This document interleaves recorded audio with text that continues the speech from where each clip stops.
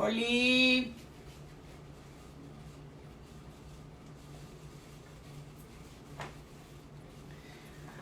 Chichi hermoso. José Roberto. Te amo, bebé. Mariana. Hola, Mariana, si te despertaste. Carlita, hola.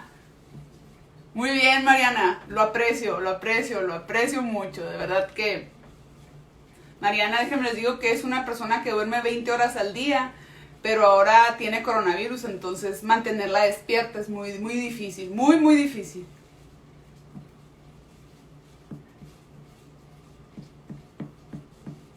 Voy a batallar un poco para leer los comentarios porque voy a estar yo sola este día.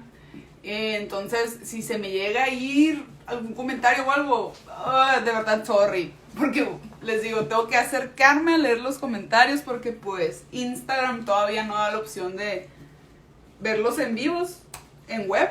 Estoy tratando de buscarlo, pero no. ¡Oh, sí, ya! ¡Woo!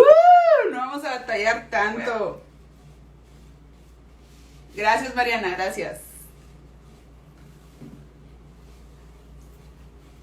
¿Qué onda, eh? ¿Ya están listos para lo de hoy? Para lo que se viene el día de hoy, porque no sé si leyeron la postal, pero una eminencia prácticamente, una eminencia millennial, quien va a estar con nosotros este día, el doctor Luis Beltrán, que está desde York, Inglaterra, estudiando, preparándose más para salvar al mundo, para tener una buena planificación humana.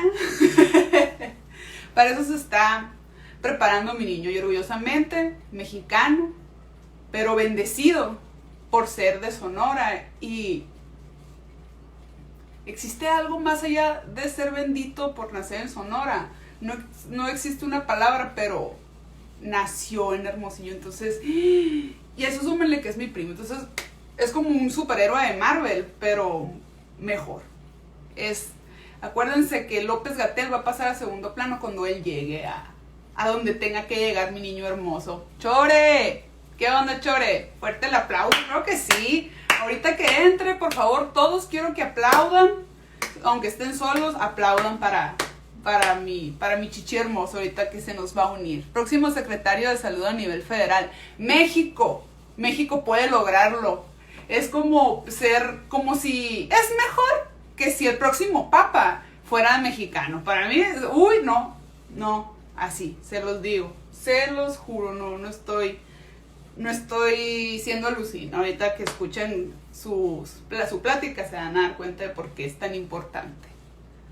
Ah, miren, permítanme, tengo una sorpresa aquí.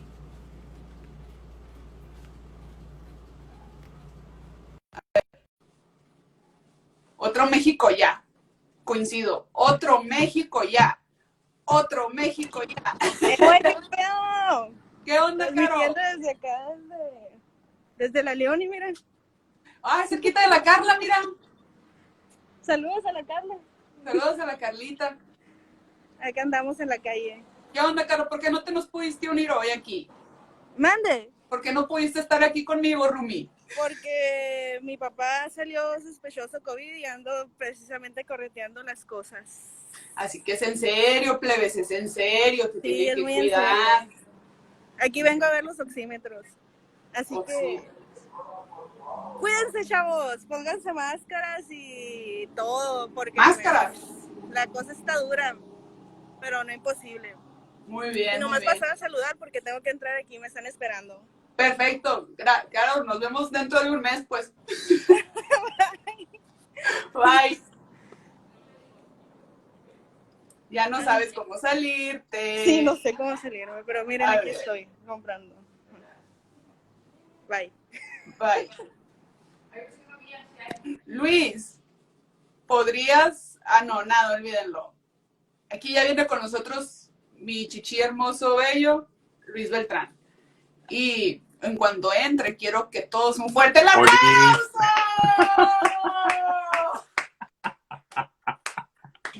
En serio que de hecho me estaba riendo por la presentación así de que, ay güey, ni si supieran el rufián que soy, la ficha que soy. El barbaján que El es. barbaján. el barbaján que soy, qué bárbaro.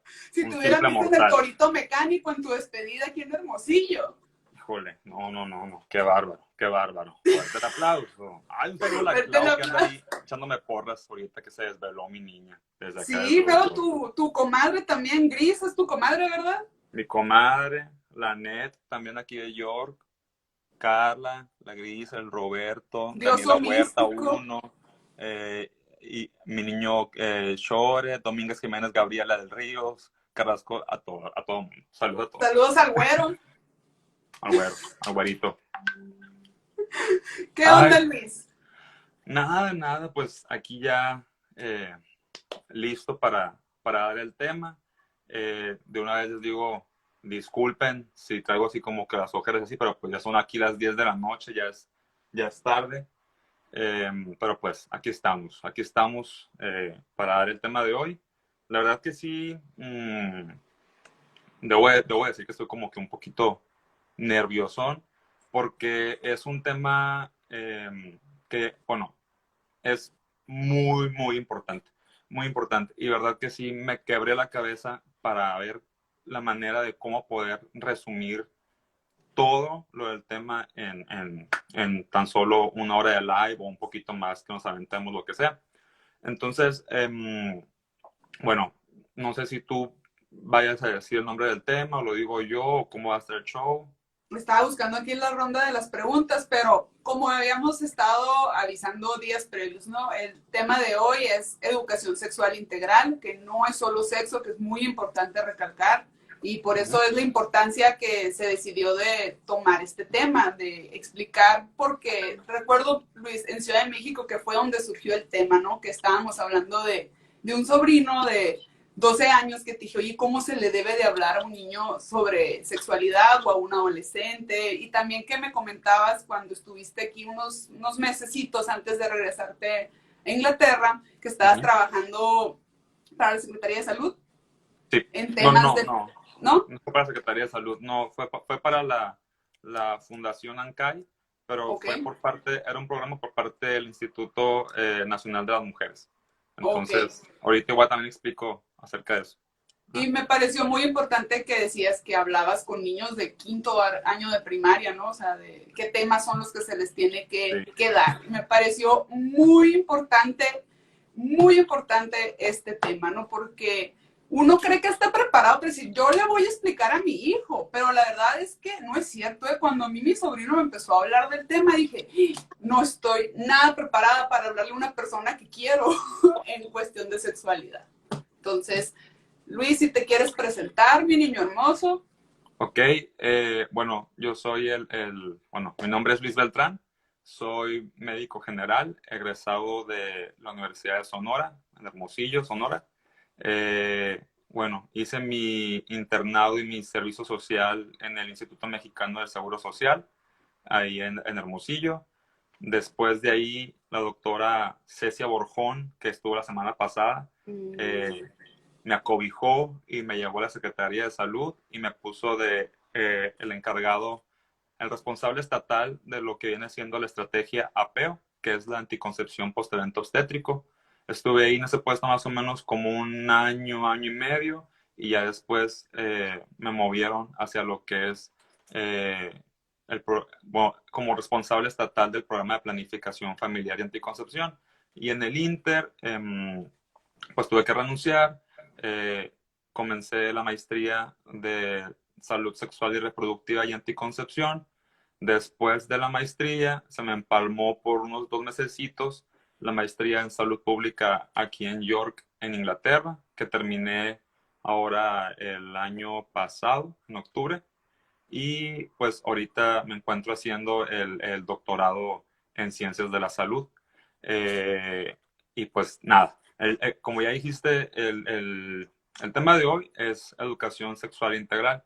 Y pues el título que pusimos fue No solo sexo. ¿Y por qué no solo sexo? Porque muchas veces asociamos como que educación sexual. ¿De qué voy a hablar? Pues relaciones sexuales, métodos anticonceptivos, ITS, embarazos no planeados, etcétera, ¿no? Siempre asociamos Anticoncepción. Anticoncepción, sí, abstinencia. siempre lo asociamos a ese tipo de cosas, ¿no? Pero en realidad ahorita vamos a ver que la educación sexual integral va más allá de esos términos. Sí, todo gira en torno de lo que es la sexualidad, pero no es únicamente sexo y nomás ese enfoque. Va mucho más allá. Entonces, bueno, nomás esto como un disclaimer, por así decirlo, antes de empezar. Todo lo que voy a decir aquí es con evidencia científica, no tiene un sustento científico, está basado en evidencia. ¿Por qué? Porque quizás hablemos de temas así como de religión, de grupos opositores, bueno, que se han opuesto a lo que es la educación sexual integral. No Ok. quiere decir o sea, que en realidad estemos de parte de un lado o del otro, simplemente vamos a tratar de ser lo más neutrales posibles y hablar acerca de la evidencia que se encuentra en este momento, ¿no? Ya Exacto. cada quien, la Tu ideología que decisión. tenga, sí, la ideología que tenga, la creencia que tenga, ya es de cada quien y es muy respetable. Claro que sí. Entonces, no sé si quieres agregar algo más o ya me empiezo de lleno con el salivero. Me gustó que dejaras en claro que es un tema que se habla de hechos, ¿no? O sea, estamos con datos, que son números, entonces los números pues no mienten. Y sí, queremos hacerles saber que respetamos la ideología de cualquier persona. Esto simplemente es información que se tiene que saber para tomar una decisión basándote en ciencia, ¿no? En información veraz. Y por eso la importancia de presentarles durante estas semanas a especialistas en temas, porque ellos son los que tienen este conocimiento y en este caso, por ejemplo, Luis Guillermo, que también se encarga de investigar y pues se le agradece que lo haga por nuestro país. Muchas gracias, Luis. Para servirle a usted. Y Luis, primero, ok, Sí. ¿qué es educación sexual? Porque vimos que mucha gente tiene como que muy ambiguo este concepto, ¿no? Muy abierto. ¿Qué es?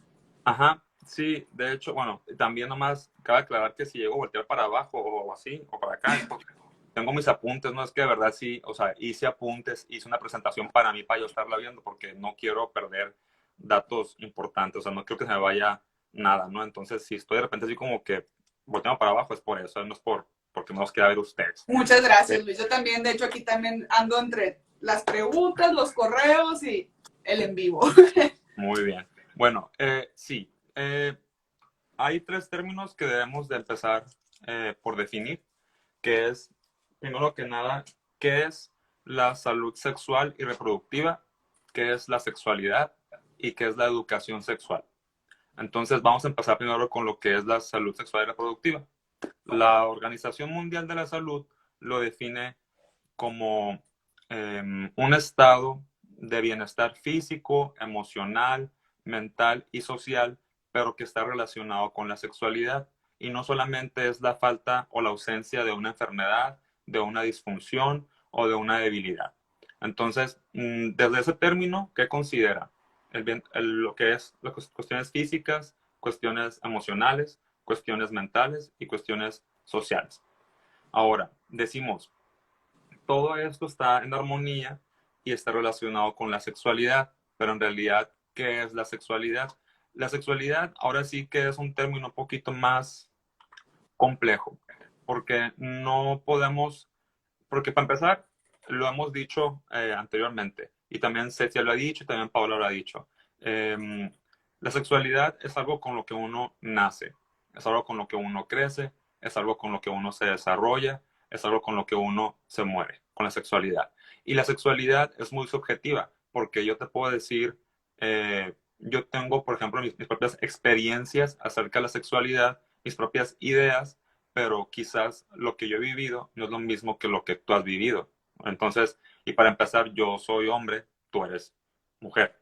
Entonces, desde ahí ya es algo diferente, ¿no? Entonces, vamos a tratar de como que centrarnos en menos qué es la sexualidad. Y la sexualidad se percibe como una dimensión central que incluye todo tipo de cosas, como sexo, género, lo que es el conocimiento del cuerpo humano y cómo funciona este, lazos afectivos, lazos de amor, lazos de amistad, identidad de género, orientaciones sexuales, intimidad sexual, placer y reproducción. Y además de todo esto, también incluye vertientes biológicas, sociales, psicológicas, espirituales, religiosas, políticas, legales, históricas, éticas y culturales, ¿no? Entonces, son muchas cosas, ¿no? Y en sí, la palabra sexualidad también depende mucho del contexto cultural y también depende mucho del contexto de ideología de la persona. Mm, Como decía, es muy subjetiva. Y lo que sí es que varía dependiendo de las creencias, las prácticas, los comportamientos y las identidades de cada persona. Algo que leí que por la UNESCO, que está muy padre, es que decía que está vinculada al poder. ¿Y por qué al poder? En sí, porque el límite supremo del poder de una persona es tener el control de su propio cuerpo y sus decisiones. Es por eso que decimos que está vinculada al poder, porque yo tengo el poder de tomar una decisión, tengo el poder de ejercer una acción relacionada a la sexualidad, tengo el poder de manejar una situación. Entonces, eso también es lo bonito de la sexualidad, la autonomía, la libertad que tenemos de ejercer la sexualidad, ¿no? Ahora, las expectativas que se tienen acerca de la sexualidad, pues van a variar dentro de cada cultura, ¿no? Porque puede ser que para unas culturas ciertos actos sean aceptables o estén bien vistos, pero para otras no. Y no quiere decir que uno está mal, no quiere decir que la otra esté bien o esté mal. Simplemente es diversidad. Es diversidad y hay que entender. Y la educación sexual lo que hace es eso, que es un proceso que se basa en un currículo, o sea, en un currículo, por así decirlo, académico, que es para enseñar y aprender acerca de los aspectos cognitivos, emocionales, físicos y sociales de la sexualidad. El objetivo principal de esto es preparar sobre todo a los niños y a los jóvenes, porque está enfocado desde los 5 años hasta los 18 años o más. Ahorita vamos a ver cómo se divide por grupos de edad lo que es la educación sexual. Pero principalmente el objetivo es que los niños y los jóvenes se empoderen, aprendan, obtengan conocimientos, habilidades y actitudes y valores. ¿Para qué? Para poder ejercer una salud sana, que tengan bienestar, que tengan dignidad, que puedan desarrollar relaciones sociales y sexuales respetuosas, que es muy importante eso. También que puedan considerar como cómo sus elecciones afectan su propio bienestar y el de los demás. O sea, que no nomás lo que yo haga me afecta a mí, sino que también afecta a mi entorno. Entonces yo también tengo que hacerme responsable de lo que yo vaya a hacer, porque yo tengo que tener en cuenta que puede afectar a otra persona, positiva o negativamente. Y además tenemos que entender cuáles son los derechos que tenemos desde que nacemos hasta que nos morimos, ¿no? Y sobre todo asegurarse de que los protejamos bien. Entonces, la educación sexual integral en sí, como vemos, abarca muchísimo. Ahorita voy a hablar de los componentes en los que se divide generalmente y también como, por así decirlo, las categorías que cada componente se divide. Pero bueno, hasta ahorita esa es la definición, esa es la relación que hay entre sexualidad, salud sexual y educación sexual integral. Ahora, vamos a hablar un poquito de lo que es la historia, porque para poder entender ahorita en qué punto estamos en cuanto a educación sexual integral, tenemos que saber todo lo que se ha hecho anteriormente para poder entender lo complejo que ha sido el desarrollarlo y llegar a este punto, ¿no? Voy a empezar a hablar acerca de lo que es principalmente la historia de la educación sexual en México. Sé que nos ven de otros países, ¿sí, no? Sí, sí tienen gente de otros países, ¿verdad? De Colombia, Chile, Argentina, Perú, Ecuador. ¿Esto está basado entonces a la ley mexicana o es derecho humano? No, voy a hablar acerca de la historia de la educación sexual en México, pero que también se puede prestar para que se tome como ejemplo en Latinoamérica. ¿Y por qué? Porque ahorita vamos a ver cómo la influencia religiosa y cultural tiene mucho que ver y quizás no pasó tal cual en otros países, pero también existen otros grupos de oposición, también existen grupos religiosos a los que se han confrontado, ¿no? Entonces, bueno, vamos a ir en el tiempo, vamos a viajar en el tiempo, más o menos así, viajamos. Sí, más o menos viajamos a lo que es el año de 1932, o sea, nos fuimos muy lejos, ¿no? Nos fuimos hace casi 90 años, por así decirlo, sí, casi 90 años. Entonces, en 1932 estaba el secretario de Educación Pública, en este caso era Narciso Bassols, que dijo, ¿sabes qué? Hay que implementar un programa de educación sexual para niños y jóvenes de nivel primario y secundario. ¿Por qué? Porque hace 2 años antes, en el 1930, hubo un Congreso Panamericano del Niño, así se llamaba, en Lima, Perú, en donde hablaban acerca de los derechos de los niños y que hay que tomar en cuenta este grupo de edad, sobre todo para empezar a fomentar valores, derechos, entre otras cosas, ¿no? Entonces, Narciso Bassols en el 32 dijo, bueno, pues implementemos lo que es un programa de educación sexual. La temática consistía principalmente en brindar información acerca de la concepción, de nacimientos y la reproducción desde un punto de vista secular. ¿A qué me refiero con secular? Que no estuviera ligada a ideologías religiosas o a otras creencias, sino que estuviera basada en evidencia científica. Como laica, como la educación. Sí, sí. Pero también con el objetivo de que los niños y los adolescentes pudieran desarrollar un estado óptimo de salud. Y porque era como que la mortificación de Narciso Bassols de que llegara a un punto óptimo de salud. Porque si bien recordamos, entre 1910 y 1917 ocurrió la Revolución Mexicana. Entonces hubo muchos muertos y hubo muchos enfermos. O sea, las tasas de mortalidad y morbilidad aumentaron muchísimo, muchísimo. Entonces, lo que se quería era enseñar educación sexual y promover un estilo de vida saludable y que se llegara al desarrollo óptimo de la salud para que la gente fuera, por así decirlo, pues más longeva, durara más tiempo, tuviera una planificación familiar sana, ¿no? Entonces, ahora, desde ese entonces, la iglesia y grupos de conservadores y padres conservadores y asociaciones, sobre todo de escuelas privadas, se opusieron a esto. Y su argumento era que en realidad los padres y los miembros de la familia deberían de ser los encargados de conocer mejor, bueno, de brindar la educación sexual, la información, porque ellos conocían mejor que nadie las necesidades del niño o del joven. O sea, ¿quién mejor que uno para saber qué onda con el chamaco y yo poder enseñarle, ¿no? Entonces, muchos padres alegaban eso y sobre todo que decían que la educación sexual motivaba a los adolescentes a tener relaciones sexuales precoces, o sea, tempranas. Era así como que te voy a enseñar educación sexual, pero es porque te estoy incitando que tengas relaciones sexuales.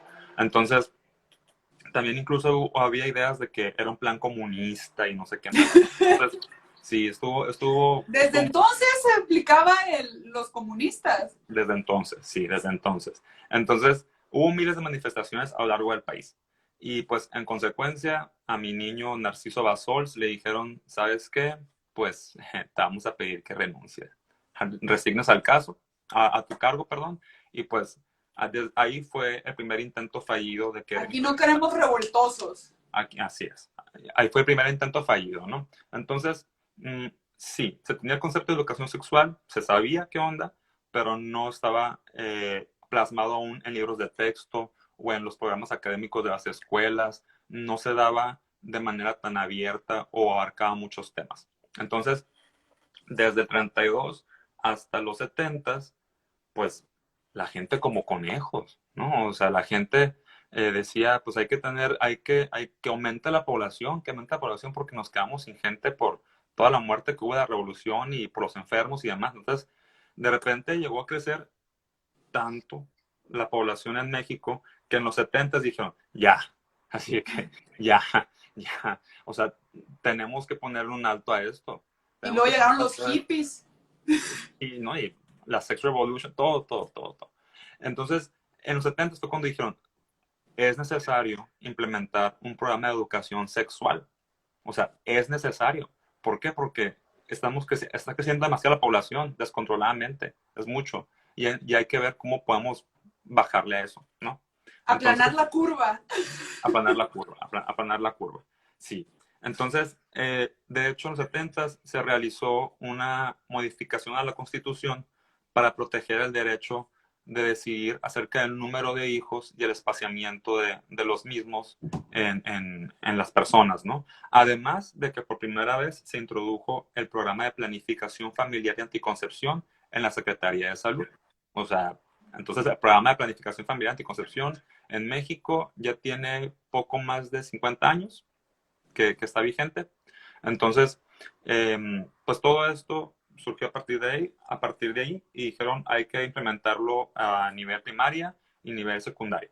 Y hay que sobre todo basarlo en lo que es la biología humana y también la evidencia científica y educación cívica. Lo malo es que reforzaban valores conservadores, pues, o sea, reconocían a la unión y al matrimonio heterosexual como el válido, el único válido. No había esa perspectiva de género y no había ese tipo de inclusión. No había, no se manejaban otros tipos de orientación sexual. Entonces, el matrimonio heterosexual era el único válido y también era lo único que se valía para las prácticas sexuales, las heterosexuales. O sea, sí, pues te enseñaba acerca de temas de pubertad, del ciclo menstrual, del embarazo, la maternidad. Pero basándote en un matrimonio o en tu pareja homoparental. Sí. Entonces, sin embargo, pues ya, o sea, hubo un avance en el sentido de que ya por fin se empezó a brindar educación sexual. Si bien, pues desde este punto de vista, pero pues ya algo es algo, ¿no? Y de igual manera, los grupos opositores otra vez surgieron, la iglesia, padres y miembros de familia, alegaban que ellos eran los únicos que podrían brindar educación sexual, porque ellos conocían mejor. Y llegó a tal grado que, por ejemplo, en Aguascalientes y en San Luis Potosí, hubo hasta quema de libros de los de texto. Que Luis, de hecho, ahorita nos dijeron, ¿no? Saludos de Servicios Amigables de Aguascalientes. Ay, mira, casualmente. Mis niñas hermosas, ya. Un saludo también para ellos, a todos con los que trabajaba antes, mis compañeros hermosos. Y no, sí, entonces llegó a ese grado de que quemaron libros, de que hicieron un llamado a estos grupos opositores y la iglesia y todos, de que incluso arrancaran los libros que pensaban que eran ofensivos de los libros de texto, sobre todo aquellos que trataban temas de masturbación y de igualdad de género, porque, pues, ¿cómo? O sea, no, ¿cómo? ¿No? Entonces, desde lo que hizo el entonces secretario de Salud, secretario de Educación Pública, Víctor Bravo, fue que hizo una gira por todo México, así como el AMLO en los tiempos de COVID, que no debería estar haciendo. Pero pues bueno, para reunirse con los distintos miembros de estos grupos para discutir los beneficios de estos programas. Entonces, muchas ONGs se unieron al secretario, pues reconocieron su intención de querer mantener lo que es el programa de educación sexual, y sobre todo también mucha gente se unió a este movimiento de implementar la educación sexual, porque fue cuando en los 80s inició también la pandemia de lo que fue el VIH-Sida. Entonces también estaban dándose cuenta que había que fomentar el uso del condón, en este caso, para prevenir lo que es el VIH-Sida, y también había que fomentar relaciones sexuales saludables y relaciones saludables en general. Entonces, desde entonces se mantuvo más o menos el mismo currículo hasta los 90, ¿no? Luego, en el 94, en el Cairo, hubo la Conferencia Internacional de Población y Desarrollo y también la Cuarta Conferencia Mundial de las Mujeres. Y ahí se habló de la importancia, pero así, importancia, que era el tener la educación sexual en un programa curricular en México. Entonces, en el 93 hicieron unos cambios en la Ley General de Educación que decía que se iba a implementar la educación sexual y que esta no iba a estar basada en la ignorancia, ni en ideologías, ni en fanatismo, ni en prejuicios, sino en evidencia científica. Y se modificaron los libros de ciencias naturales, de civismo, de ética, con el fin de expandir el contenido que tenían. Pero pues, obviamente, otra vez dijeron los grupos opositores, dijeron, no, papacito, o sea, no. Y grupos como la Unión Nacional de Padres de Familia, el Comité Nacional Pro Vida, decían que eran textos, libros de textos que tenían contenido pornográfico y perverso, ¿no? Pero pues, igual, o sea, por ejemplo, acuérdense de cosas en la primaria, a mí me pasó, y que de repente me decían, Luis, abre la página, abre el libro en la página 46. En quinto de primaria, creo, ¿no? O en Ajá, y tercero. que lo abrías y era de que, güey. Entonces, era como que, pero pues también, o sea, en realidad también era sorpresa y lo veíamos como con el morbo y la vergüenza, porque nuestros papás, pues nunca nos inculcaron, o bueno, los docentes también, nunca nos inculcaron a verlo con algo normal, ¿no? Entonces, pero también a la par se crearon otros grupos que apoyaban esto, como la Federación Mexicana de Educación Sexual y Sexología, Democracia y Sexualidad, MexFam, etcétera, ¿no? Entonces, ya en el 2000 siguió la alza, se crearon más grupos que apoyaban sobre todo la prevención del VIH, lo que era el embarazo no adolescente, y ahora también estaban peleando por los derechos de los miembros de la comunidad LGBTTIQA+. Muy bien dicho. Que los amos son lo máximo, son lo máximo. Entonces, eso fue en el 2000, más o menos. Y en el 2008 se hizo la primera reunión de ministros de salud y educación de Latinoamérica y el Caribe y en México con el compromiso para implementar y mejorar la educación sexual. A partir de ahí, en el 2015, durante el sexenio de Enrique Peña Nieto, Peña Bebé, Peña Baby. no soy partidario de Peña Nieto, pero así le digo, Peña Bebé, Andy Bebé, etc. Se creó el programa de la ENAPEA, que era la Estrategia Nacional para la Prevención del Embarazo en Adolescente, y aquí es donde ya se aborda la educación sexual, pero con el componente que integral, o sea, el apellido integral, educación sexual integral. Que Eres íntegro. Que ahí se abarca ya más componentes como los que ahorita mencionábamos, que biológicos, psicológicos, emocionales, culturales, o sea, son más cosas, no nomás lo sexual, sino que también abarca otro tipo de cosas, ¿no? Eso fue en el 2015. Entonces, un año después, en el 2016, pues otra vez se lanzaron en contra de la NAPEA, argumentando sobre todo la Unión Nacional de Padres de Familia, bueno, y otras 7 organizaciones más. Juntaron aproximadamente 14,000 firmas, alegando que la NAPEA falló en considerar los valores de amor, de compromiso, de responsabilidad en cuanto a la expresión de la sexualidad y que no promovían de manera adecuada la abstinencia hasta el matrimonio. Entonces, bueno, eso fue algo.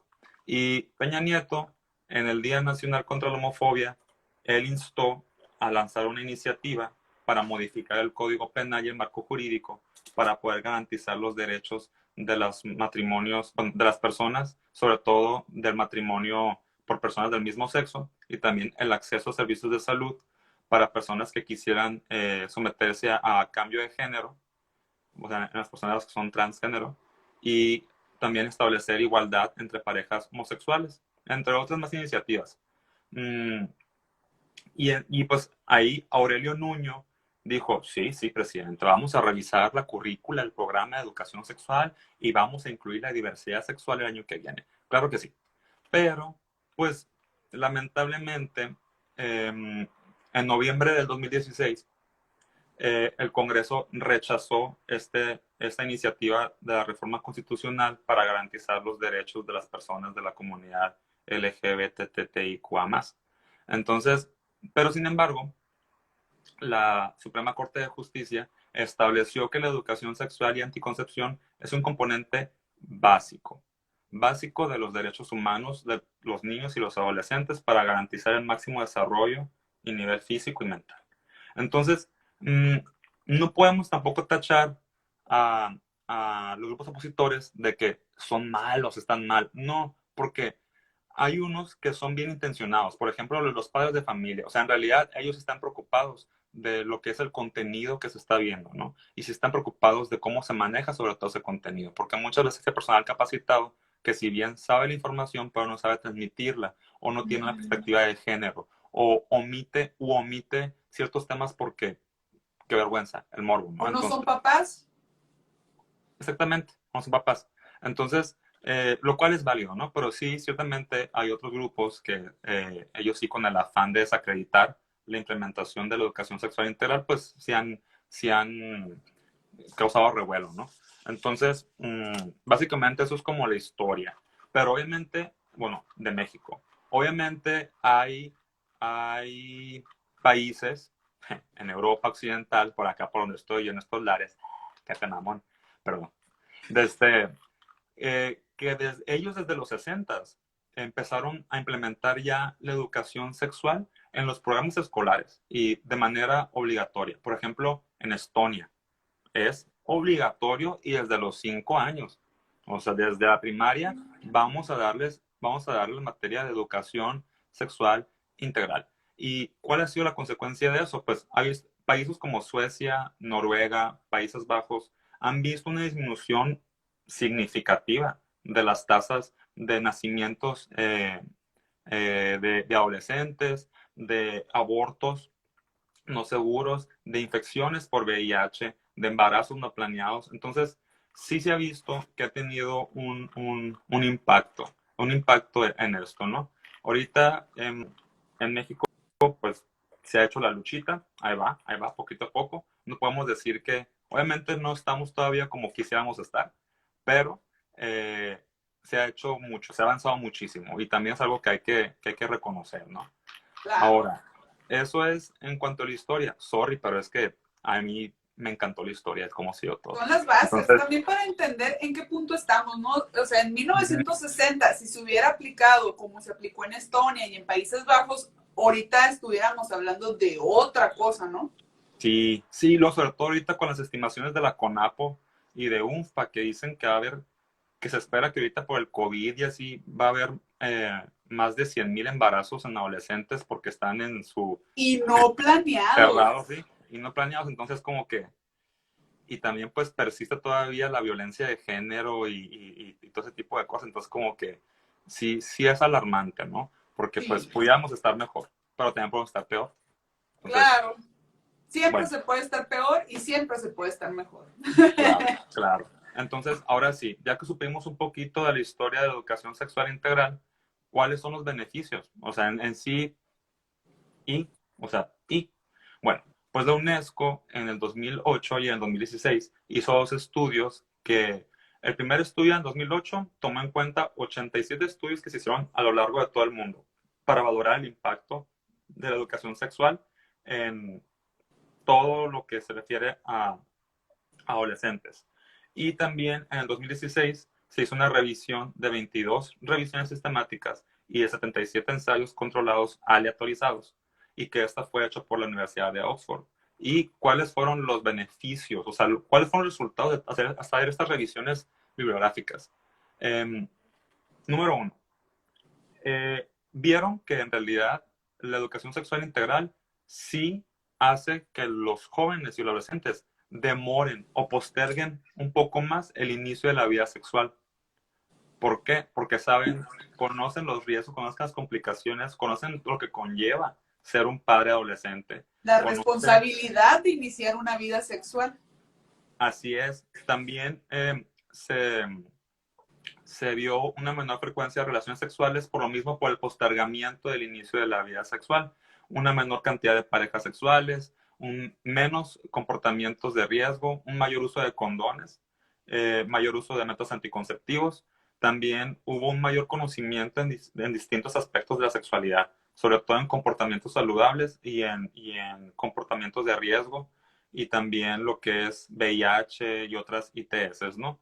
Y algo muy importante es que la educación sexual no lleva al aumento de la actividad sexual, no lleva al aumento de conductas sexuales de riesgo, ni de tasas de infección por el VIH o las ITS. Al contrario. Y no lo, sí, al contrario, y no lo digo yo, lo dice la ciencia, lo dice los estudios, lo dice la gente que es experta en esto, ¿no? No lo dice Entonces, Luis. yo lo estoy diciendo porque ahorita lo tengo que decir, pero en realidad eso ya es evidencia científica. Y si alguien quiere esos resultados, se los mando la referencia adelante, estamos padres. Entonces, y también, o sea, todo lo que mencioné, también obviamente tiene un impacto en qué, en prevenir y reducir la violencia y la discriminación de género, y sobre todo en la pareja íntima.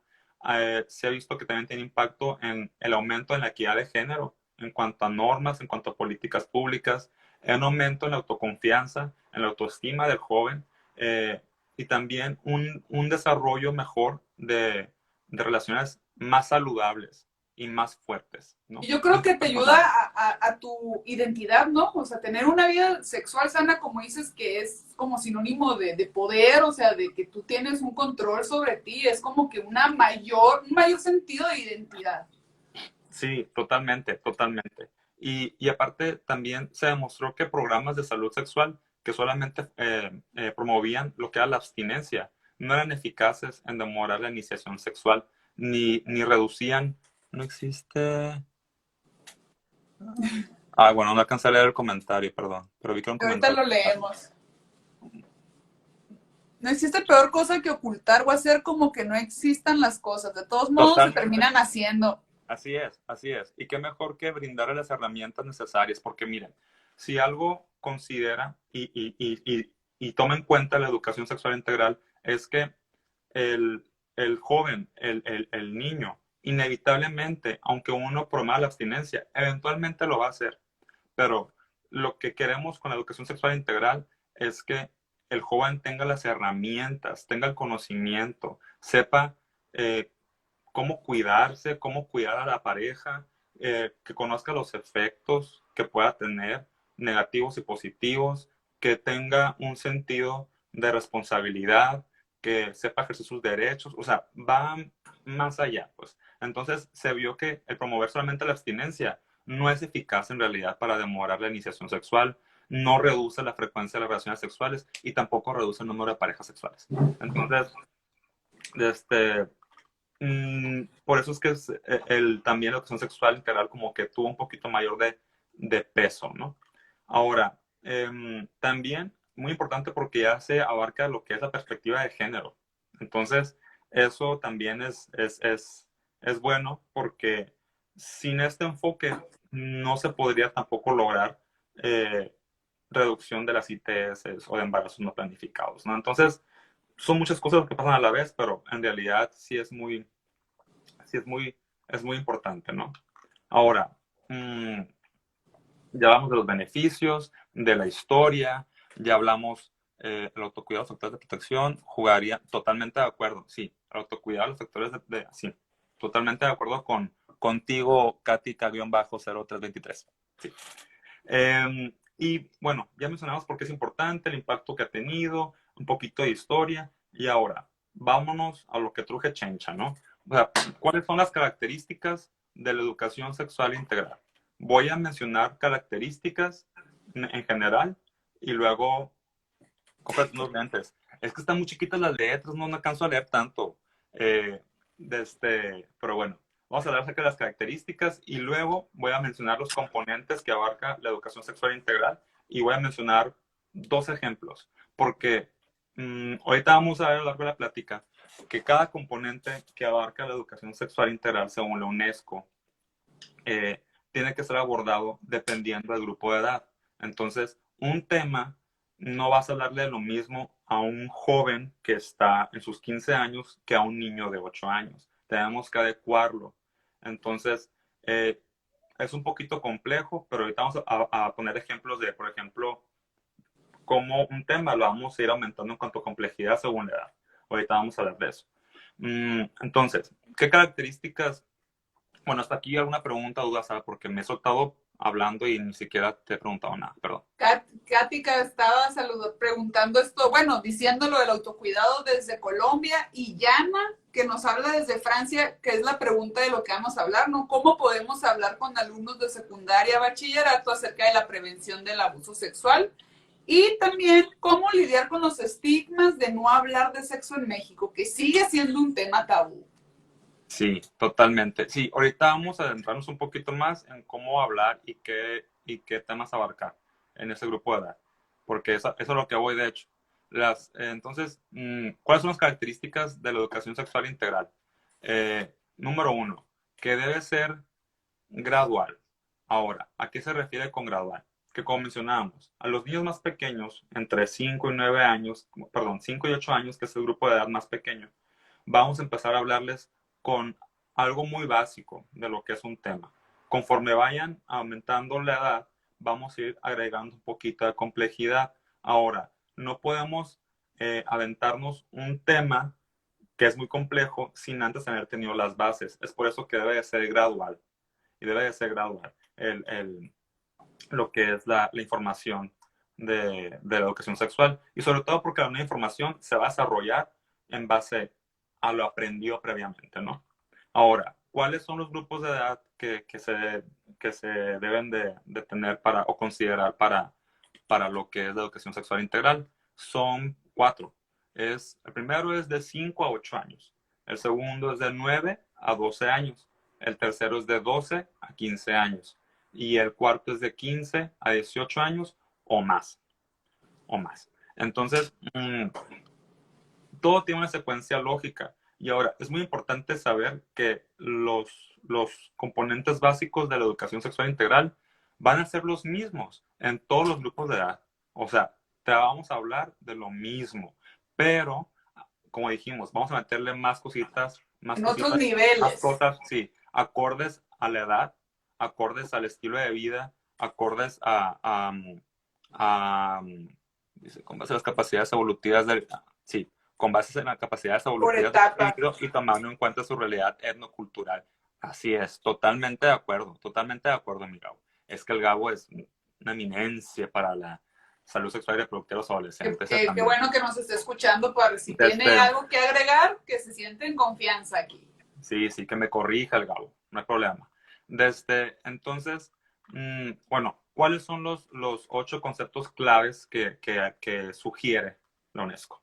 Porque también hay otras instituciones, como por ejemplo la International Planned Parenthood Federation, que maneja ciertos conceptos claves. Entonces, dependiendo de la referencia, pero generalmente la de la UNESCO es la más completa, por así decirlo. Bueno, ¿cuáles son?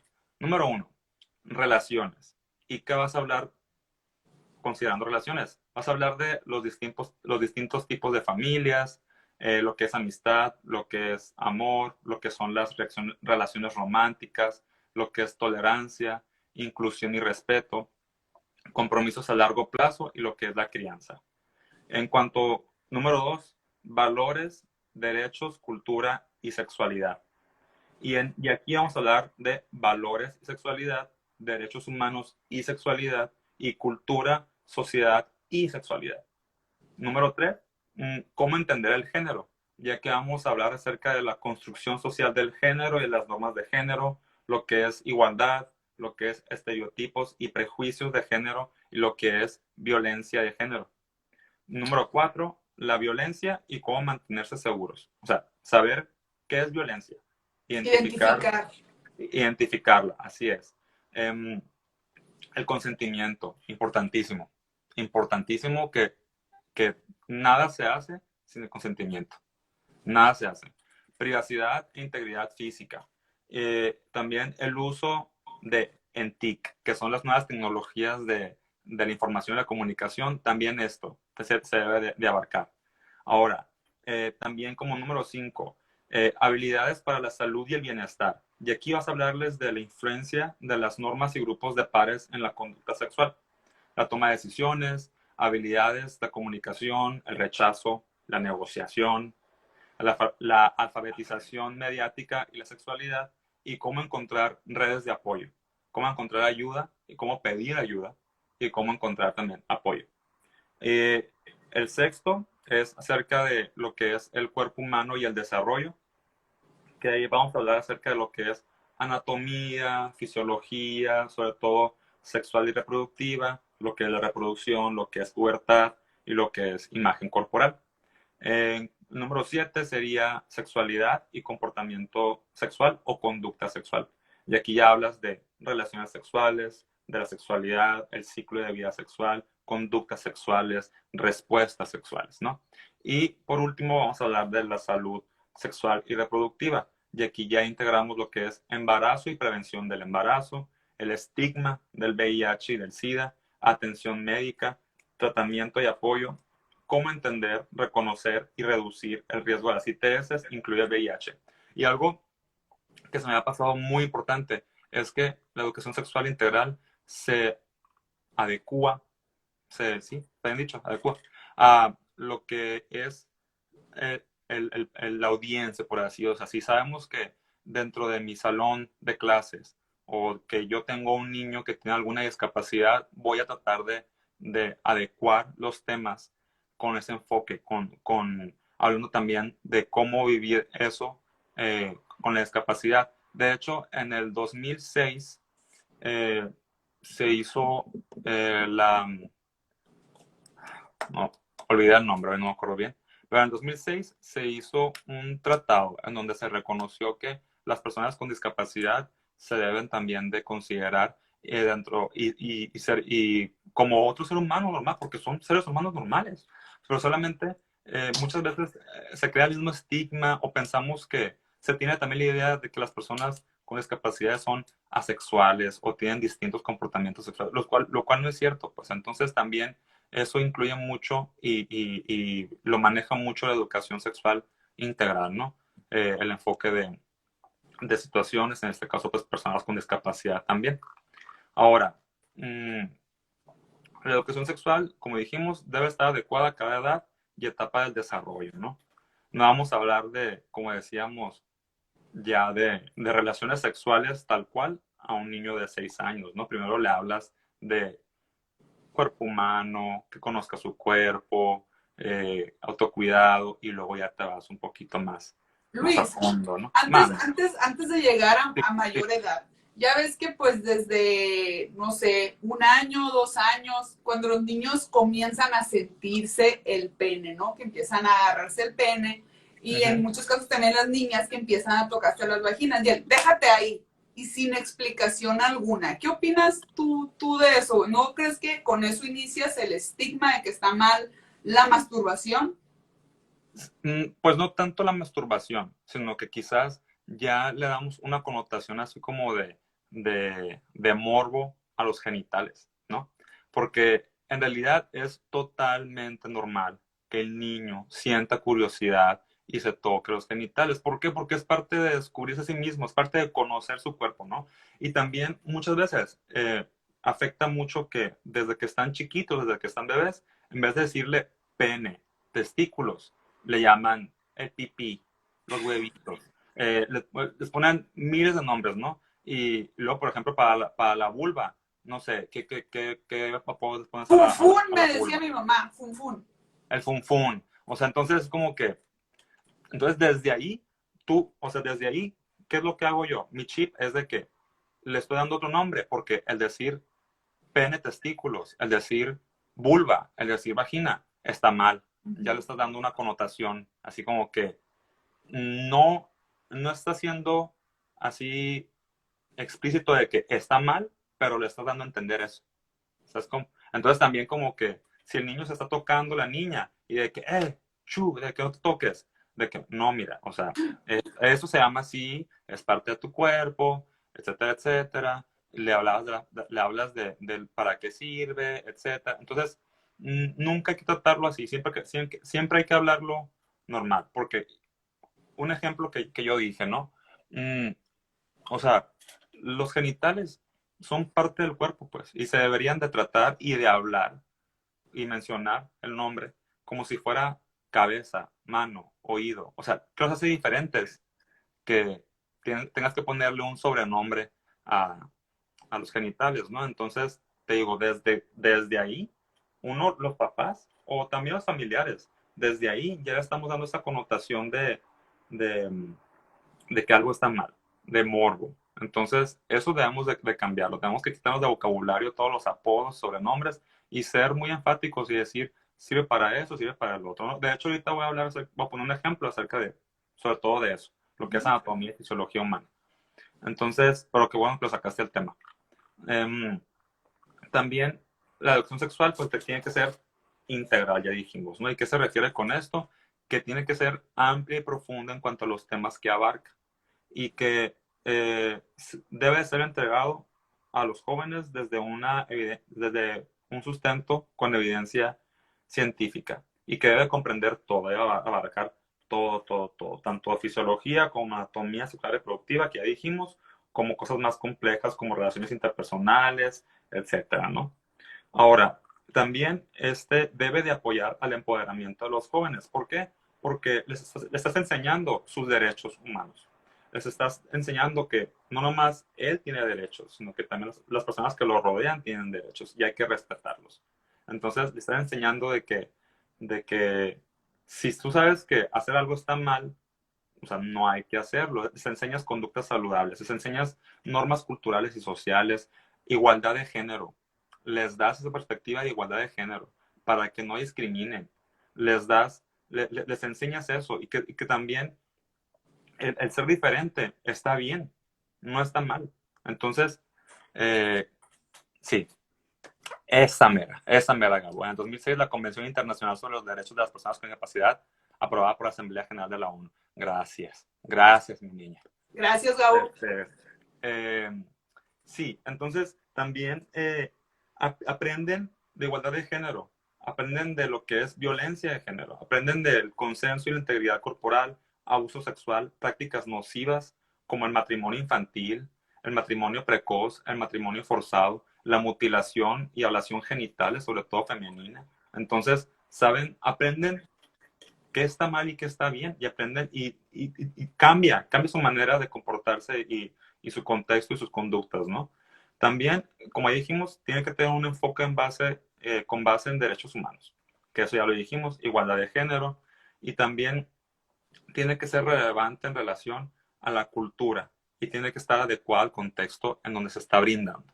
Porque lo que dijimos, probablemente para mí, yo pueda ver una conducta sexual la pueda ver normal, pero quizás para otra persona esté mal o viceversa, ¿no? Entonces, siempre hay que adecuarlo dependiendo del contexto en donde estamos y también de la perspectiva cultural e incluso religiosa, porque dicen que no se toma en cuenta la religión en la educación sexual integral.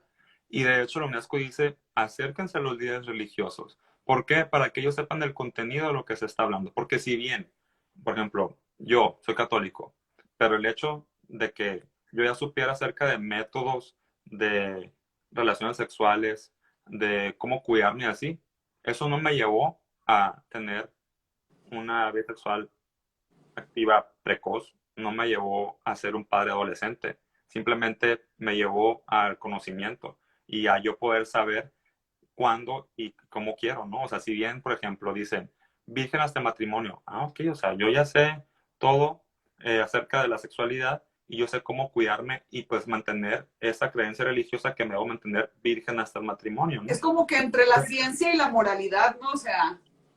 Sí, o sea, el chiste de aquí es como que da los conocimientos, aprende, aquí están las herramientas, está en ti y en tu cuestión religiosa, cultural, en tu contexto, en cómo llevarlos a cabo, pero la información ahí está, ¿no? Entonces tenemos que adecuarlo a eso. ¿Sí? ¿Sí me expliqué más o menos? Sí, Luis, nomás antes de continuar, nos quedan 55 segundos en este en vivo. Vamos a volver a empezar. Ok, me salgo. Para que te unas, me mandes otra vez solicitud y todos vuélvanse a meter porque se viene lo más bueno, que es pues más específico a detalle, y luego las preguntas y la chisma, claro que sí. Entonces, ahí vamos pues. Sí, me salgo. Entonces, Bye. Bye.